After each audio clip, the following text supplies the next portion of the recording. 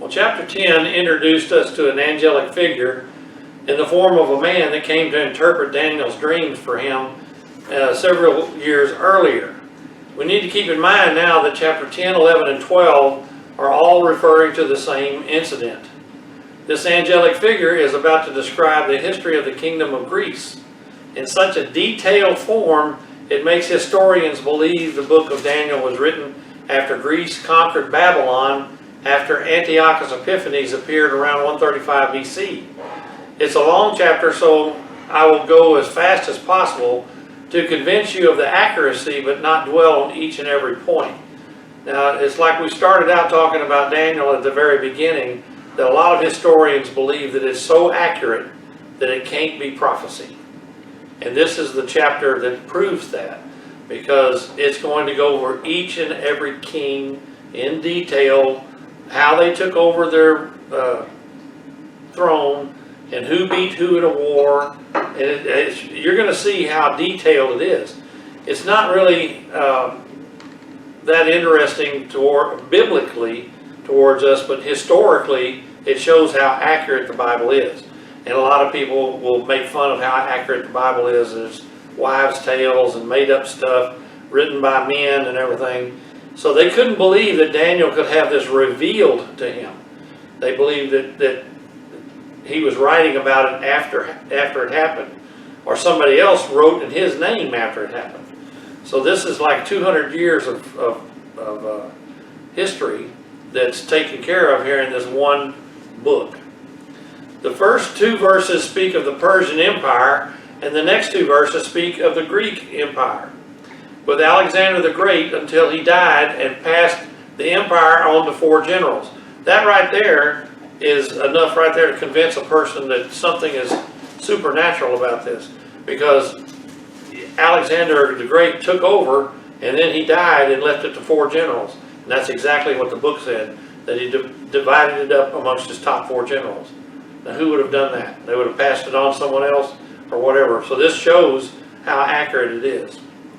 From verse 5 through 35, we will see the tense rivalry between the Seleucid province and the Ptolemy province. Verse 36 through 39 will cover what was called the willful king, which is another name for the Antichrist. And he was described as a little horn coming up amongst the other 4 horns. Verses 40 through 45 will tell of an Armageddon scenario that, when read closely, can describe the same scene and the end of days, as well as the time of Antiochus Epiphanes. So you're going to see a time of this Greek emperor who is a type and shadow of the Antichrist, and it's going to be mixed in with end time themes. You're going to understand that it's going to go for both times. The historical account of what happened with Antiochus and what is predicted to happen in Revelation is very close. Daniel 11 verse 1. Also in the first year of Darius the Mede, even I stood up to confirm and strengthen him. And now I will tell you the truth. Behold, 3 more kings will arise in Persia, and the 4th shall be far richer than them all. By his strength, through his riches, he shall stir up all against the realm of Greece. Then a mighty king shall arise, who shall rule with great dominion and do according to his will. So if you do the counting here, you've got 6 kings. So right there in one verse, he starts naming off the 6 times that the kingship changed. First question is, who is even I? And who is he strengthening? We left off with the angel speaking in chapter 10, and he was strengthening King Darius. He starts off with Darius / Cyrus. They're really the same reign, because Cyrus was the emperor and Darius ran Babylon for him. And then he adds 3 more kings, and then adds a 4th, who is the richest of all. And then in verse 3, he adds another king with a great dominion, for a total of 6 kings of Persia. These were in fact Cyrus, Darius, Cambyses, Artaxerxes, Darius, Histophanes, Xerxes I, and Artaxerxes Longimanus. When Alexander the Great from Greece took over Persia, Xerxes I is the king during Queen Esther's time, and Artaxerxes Longimanus was king in Daniel 9's prophecy of the 70 weeks. So he's telling you exactly who was king when all these things were happening. He was the king during Nehemiah too, when Nehemiah was ordered to go to Jerusalem to rebuild and start the 69 weeks clock to Jesus announcing his kingship. So we see here 3 verses cover about 200 years of Persian rule under Alexander the Greek, until Alexander the Greek took over in 334 BC. Verse 4, and when he is arisen, his kingdom shall be broken up and divided toward the 4 winds of heaven, but not among his posterity, nor according to his dominion with which he ruled. For his kingdom shall be uprooted, even for these others beside these. So he is saying when Alexander the Great dies, his kingdom's going to be broken up because he has no children. So this is a few hundred years before Alexander the Great was born. But he already knows he's not going to have any children. When he dies, he's going to divide it up into 4 kingdoms for his generals. Alexander rose to power in verse 3 and died in verse 4. When Alexander died, he had no son to take over, so his top 4 generals took over and divided up the kingdom. These are Cassander over Macedonia and Greece, Lysimachus over Asia Minor and Thrace, that's Turkey today, and Seleucus over Syria and Babylon, and Ptolemy over Egypt, Arabia, and Israel. Now the first 2 we're not going to worry too much about, but you're going to hear more about Seleucus and of Syria and Ptolemy over Egypt. That's going to be the king of the north and the king of the south. So when you read of the king of the north, you're going to be reading about Assyria, and the king of the south is Egypt. Of course, Egypt represented the world in biblical spiritual talk. But these are actual kingdoms at the time. From verse 5 through 35, the prophecy will concentrate on Seleucus and Ptolemy because they were rivals and involved Israel in much of their fighting. If you look on a map, you've got Israel here, and you're going to have Assyria up here, and Israel is in the middle. You're going to have Egypt with Israel in the middle, and Assyria up here. The king of the south was Ptolemy, and the king of the north was Seleucus. There was a total of 6 kings in the south that fought a total of 8 kings of the north. You see how complicated this gets to go through here, but it is accurate down to the person. Ptolemy II, Philadelphus, was king in 285 to 246 BC, and he commissioned the Septuagint translation of the Hebrew Bible into Greek in about 270 BC. So Ptolemy out of Egypt was the one that commissioned the Septuagint to be written. So that, and he calls it the 70. So a lot of times you'll see that written as LXX because that's 70. And he had 70 scholars that got together and translated from Hebrew into Greek. Most of the New Testament quotes given by Jesus and the apostles came from the Septuagint because the world at this time mostly spoke Greek. We're going to find out that there was, later on, they used the Masoretic text from Hebrew to translate the New King James, or the King James Version of the Bible. So actually, we need to go older in the Old Hebrew, and you're going to have little changes in what it is. So when you see Jesus have a quote in the New Testament, he's actually quoting the Septuagint because it's more accurate than the Bibles we have today, which a lot of people have trouble with. The Masoretic text has a lot of problems with it, and we should use the older text. At the end of some of the years, they shall join forces, for the daughter of the king of the south shall go to the king of the north to make an agreement. So now they're going to marry off a daughter to try to get, so they won't fight so much. So one of them, let's see, the daughter of the king of the south sends his daughter to the north to make an agreement. But she shall not retain the power of her authority, and neither he nor his authority shall stand, but she shall be given up, and those who brought her, and with him who begot her, and with him who strengthened her in those times. So it didn't work. When he sent the daughter up there to try to smooth things out, it didn't work and she lost her power. A political marriage was arranged between Bernice, the daughter of Ptolemy II Philadelphus, the king of the south, and Antiochus II, king of the north. Antiochus was required to divorce his own wife, Laodicea. Bernice failed in her rivalry, and Laodicea poisoned Antiochus, murdered Bernice, and set her own son, Seleucus II, on the throne. So she was ready to go. She fixed it all. Then Seleucus II killed Bernice's baby son to clean up loose ends. Daniel 11:7. But from a branch of her roots one shall arise in his place, who shall come with an army, enter the fortress of the king of the north, and deal with them and prevail. And he shall also carry their gods captive to Egypt with their princes and their precious articles of silver and gold, and he shall continue more years than the king of the north. The brother of the murdered Bernice was Ptolemy III, and he came against Seleucus II in Syria and took the port of Antioch, and he expanded his empire as far as Babylon. So the guy in the south came up and took over the north and expanded his empire. Verse 9. Also the king of the north shall come to the kingdom of the king of the south, but shall return to his own land.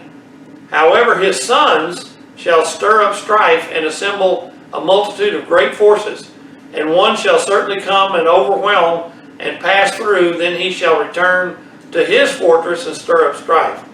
So they're still fighting, and they're trying to get enough armies to go against each other and take over for good. After 2 years, Seleucus II marched south to Egypt, but got clobbered and came home with about a third of his army.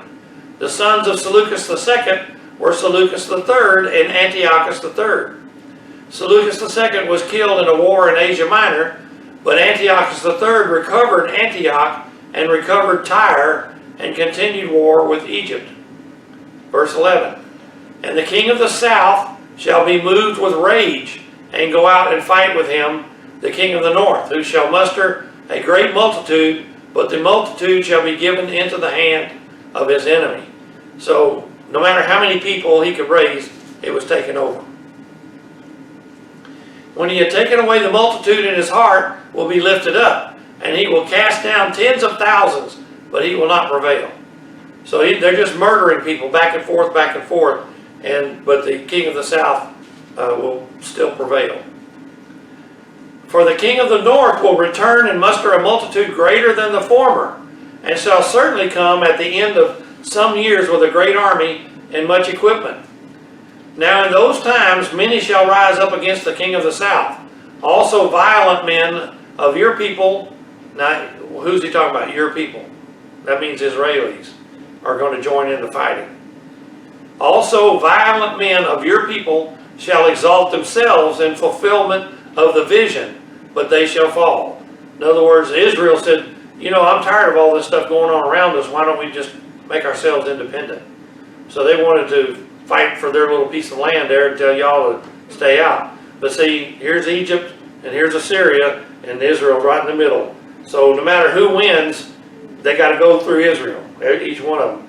So Israel couldn't have enough men to stop it and just be an independent nation.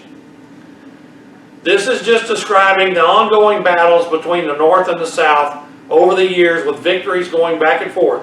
But in the end, after much effort, Antiochus III prevailed against the south in Egypt. So you're going to see a lot of talk in the Revelation about the north and the south armies coming against each other. It's going to be the same thing. Daniel 11:15. So the king of the north shall come and build a siege mound and take a fortified city, and the forces of the south shall not withstand him. Even his choice troops shall not have no strength to resist. But he who comes against him shall do according to his own will, and no one shall stand against him. He shall stand in the glorious land with destruction in his power. So now we're talking about Antiochus IV is going to raise an army and come down and stand in the glorious land, which is Israel. Okay? And he's going to take over. This is a description, oh, excuse me, now I said Antiochus IV. This is still the third. He's not gone yet. This is a description of Antiochus III taking Judah, Jordan, Phoenicia, and others. Ptolemy III couldn't stop anything they did. So Antiochus III is building the kingdom up, and he's the one that took Judah, Jordan, Phoenicia, and took them over. And he lived in Judah rather. Verse 17. He shall also set his face to enter with the strength of his whole kingdom, and upright ones with him. Thus shall he do. And he shall give him the daughter of women to destroy it, but she shall not stand with him or be for him. So he is at arranged marriage now for the daughter of women. That is Cleopatra. So she sends Cleopatra, about a 14-year-old girl, down to be this king's wife. Because he figures if I can get pressure on this king down here, he'll do what I want. And I think he was very young, like 10 years old or something, 8, 10, we'll find out in a minute. Antiochus was in bad shape, but he still had his mind on taking Egypt. So he sent ships out to attack the port cities around Egypt after Ptolemy III died. Rome was now a protector of Egypt, and Rome defeated Antiochus III and sent him home. So now Egypt and Rome got together, and when Ptolemy III died, Rome came in to bolster him and back him up. So he was able to defeat Antiochus III. The king of the south was now 4 years old, and he got a wife at 4 years old, Cleopatra. Antiochus sent his daughter, called the daughter of women, to political marriage when the king was 10 years old, thinking his daughter would be on his side and bring Egypt to the side with the north. The king of the south was now 4 years old.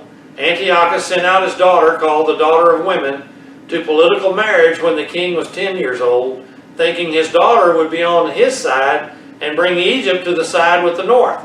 This daughter was Cleopatra, and she turned on Antiochus III and his schemes to annex Egypt. She became a devoted wife to the king with the help of Rome. Verse 18. After this he shall turn his face to the coastlands, and shall take many. But a ruler shall bring forth the reproach against them to an end, and with the reproach removed he shall turn back on him. Then he shall turn his face towards the fortress of his own land, but he shall stumble and fall and not be found. When his plan backfired, he turned towards the west to Turkey and Asia Minor. Hannibal advised him to fight Rome to take land there, and he lost miserably. Rome took everything he had and sent him packing with absolutely nothing. Antiochus was so defeated that he went home and looted the temple of Jupiter, and the people rose up and killed him.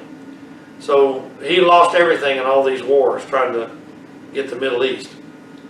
Verse 20. There shall arise in his place one who imposes taxes on the glorious kingdom, but within a few days he shall be destroyed, but not in anger or in battle. Verse 21. And in his place shall rise a vile person, to whom they shall not give the honor of royalty, but he shall come in peaceably and seize the kingdom by intrigue. Now we're talking about Antiochus the Fourth. Seleucus Philopator replaced Antiochus III, and he taxed his own people so heavily, his own treasurer poisoned him after about 12 years of rule. Seleucus Philopator gave his own son Demetrius as a hostage to pay on what he owed to the Roman tribute. The treasurer that killed Seleucus Philopator hoped to rise to king, but another, Antiochus, rose to power through trickery and intrigue. He was Antiochus IV, or Epiphanes. Antiochus IV was held hostage in Rome because he was the brother of Seleucus Philopator. He learned politics while in Rome and flattered and tricked his way into power as a king. Daniel 11:22. When the force of the flood, they came and swept away from before him, and it'd be broken. and also the prince of the covenant. After the league is made with him, he shall act deceitfully, for he shall come up and become strong with a small number of people.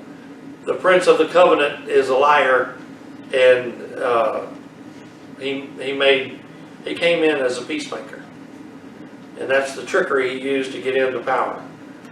And the Antichrist is going to do the same thing. Yeah. Verse 24, he shall enter peaceably, even into the richest places of the province, and he shall do what his fathers have not done, nor his forefathers. He shall disperse among them plunder, spoil, and riches, and he shall devise his plans against the strongholds, but only for a time. So this is the same thing he's going to do. He's going to come in and not do what his fathers or his forefathers did.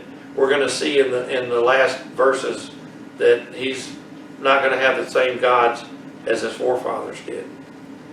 This very insignificant king has tricked his way into power and won key battles. The prince of the covenant is thought to be Onisis, a Greek priest that tried to get along with the Jews and had made covenants with them, but Antiochus killed him and broke oaths. Verse 24 shows that he robbed the rich and gave to the poor even the spoils of war. In comparison today, he would have been liberal Democrat to entice the poor to support him with government money and bribes. Verse 25, he shall stir up his power and his courage against the king of the south with a great army. And the king of the south shall be stirred up to battle with very great and mighty army, but he shall not stand, for they shall devise plans against him. Yes, those who eat of the portion of his delicacies shall destroy him. His army shall be swept away, and many shall fall down slain. So he's tried to get along with the king of the south and the king of the north sit at the same table, but they would lie at every sentence, and he would finally defeat him in battle. Both of these kings' hearts shall be bent on evil, and they shall speak lies at the same table, but it shall not prosper, for the end will still be at the appointed time. That's a moed. So the end is going to come on a certain day in the Hebrew calendar. When Cleopatra died, Ptolemy IV received a bad advice about Antiochus Epiphanes, and Ptolemy's army was overrun at Alexandria in Egypt, installed his brother as king. The new king, Ptolemy Philometor, was taken under Antiochus' wing as an uncle and a nephew, but they lied to each other, even sitting at the same table, looking to attack each other. But Antiochus spoiled Egypt and returned home with as much gold and treasure as he could. He then turned his eye towards Jerusalem and the temple. So after he got to be pretty smart in battle and take over things by trickery and everything, he thought, I want to go over to Jerusalem and the temple and take that over. Verse 28, while returning to his land with great riches, his heart shall be moved against the holy covenant. So he shall do damage and return to his own land. So he goes into Israel, tears it all up, and then goes home. At the appointed time he shall return and go towards the south, but it shall not be like the former or the latter. Much of what we are reading is now covered in 1st and 2nd Maccabees, if you want to read more. Antiochus attacked Egypt repeatedly, but was beaten back in Alexandria. Returning home, he diverted his anger towards the Jews. Because he couldn't get what he wanted in Egypt, he turned his anger on the Israelis. Verse 30, for ships from Cyprus shall come against him, therefore he shall be grieved, and return in rage against the holy covenant, that's Israel, and do damage. So he shall return and show regard for those who forsake the holy covenant. Verse 31, and forces shall be mustered by him, and they shall defile the sanctuary fortress. Then they shall take away the daily sacrifices and place there the abomination of desolation. So this is the first place you're going to read about it, and the second place will be in Maccabees itself. And the third place will be Jesus. He's going to say, the next time you see the abomination of desolation, run for the hills. So that's how important this is, and I can't understand why Maccabees is not in the King James Version of the Bible. It started out there, but it's been removed. Verse 32, those who do wickedly against the covenant, he shall corrupt with flattery. But the people who know their God shall be strong and carry out great exploits. That is a understatement, because these were just farmers that didn't know war and weren't soldiers or anything, and they beat the Greek army several times. It wasn't a fluke. So they had the help of God. It was a supernatural victory. While being defeated in Egypt, Antiochus IV came up against the ships from Cyprus who beat him back. They were Roman ships. Rome was allied to Egypt, and Rome was gaining power all of the time. He couldn't beat Rome, so he took it out on the Jews. He did wickedly against the covenant, but the Jews did great exploits. This verse is basically the whole story of Maccabees. A ragtag group of farmers formed an army and kicked Antiochus IV out of Israel in about 3 years. Antiochus burned the temple scrolls, forbade circumcision, banned the Leviticus feasts, and killed many. But the final straw was killing a pig on the altar and erecting a statue of Zeus in the Holy of Holies. Antiochus Epiphanes means God manifest in Greek. The Antichrist will pretend to be God when he comes. Now, I just noticed here it says all of this was done in about 3 years. I bet it was done in 3.5 years, because that's how long the Antichrist is going to be carrying on in the tribulation. Just something to think about. Okay. I don't know if that's true or not, but it was about 3 years that they kicked him out of Israel. When the Maccabees finally threw Antiochus out of Jerusalem, they had to cleanse the temple to make it holy again.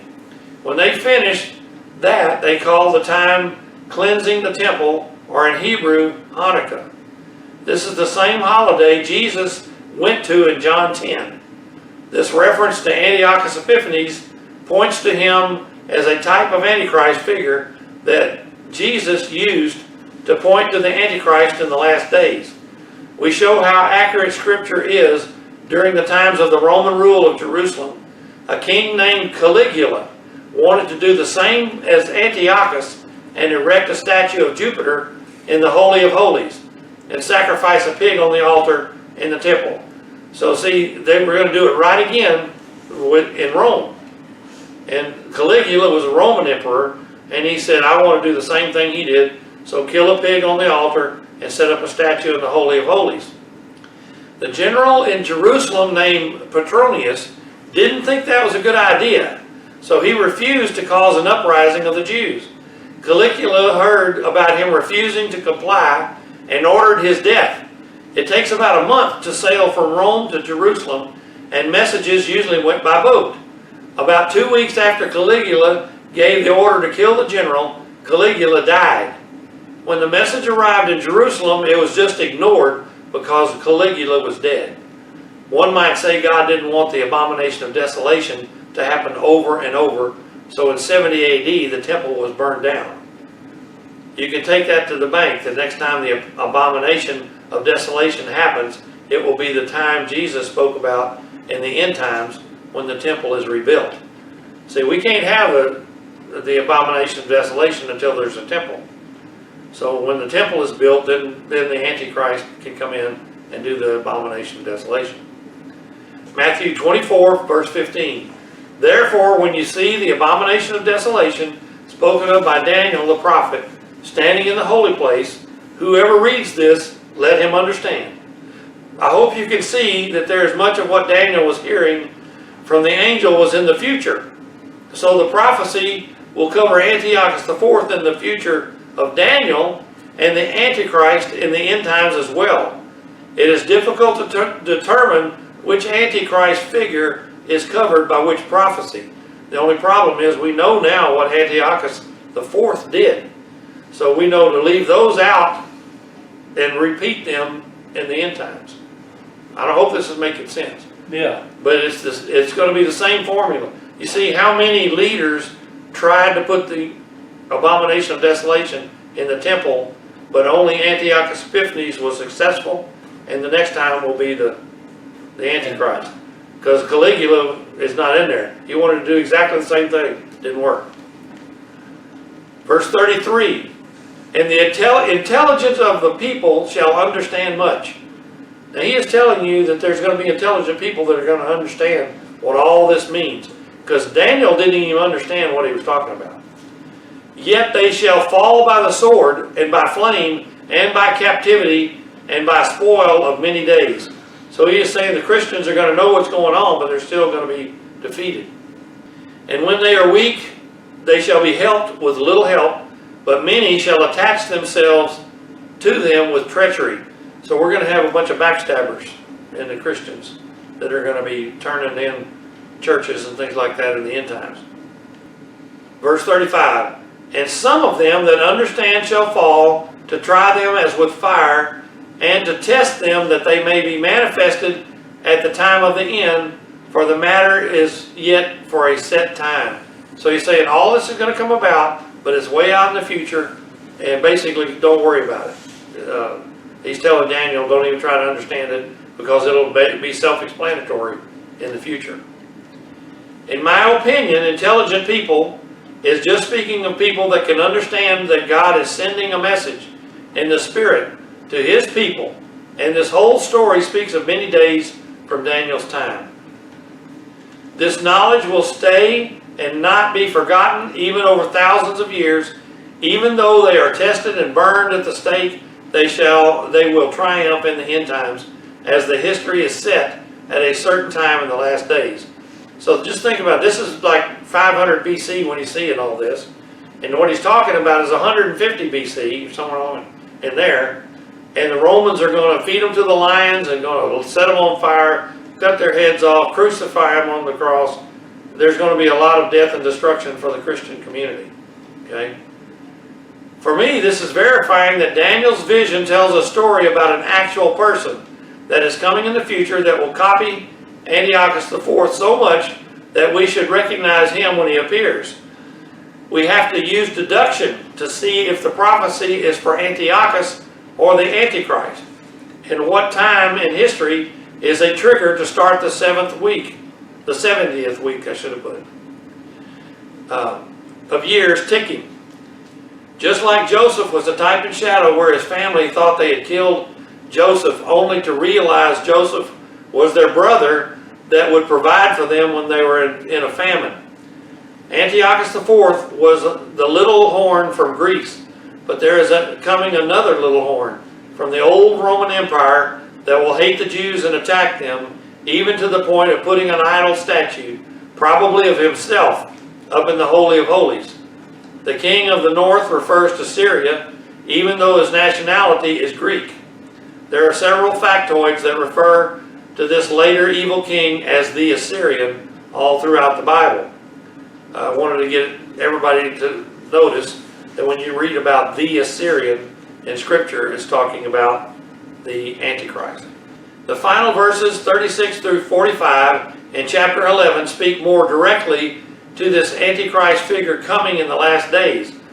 So I thought we'd stop here and start again next time with a detailed description of who might be the Antichrist to come. God has communicated future things to His people, and the detail of the verses in chapter 11 that have already happened in history should prove to us that we can count on the other verses to happen just as God planned them. Any honest historian should read these verses and line them up with real people in history, which should prove to any skeptic that the Scripture is true and God's people can count on what God has laid out for the future. We don't have to guess or make up our own version of the future, because it will happen just as God said it would happen. Yet the Bible says we can be fooled, even the elect. It's important to study God's end-time scenario carefully to be able to discern truth from fiction. We all have free will, and it will be life or death choices for the people of God to make in the last days. Next time will be the last verses of chapter 11 and the time of the end in chapter 12.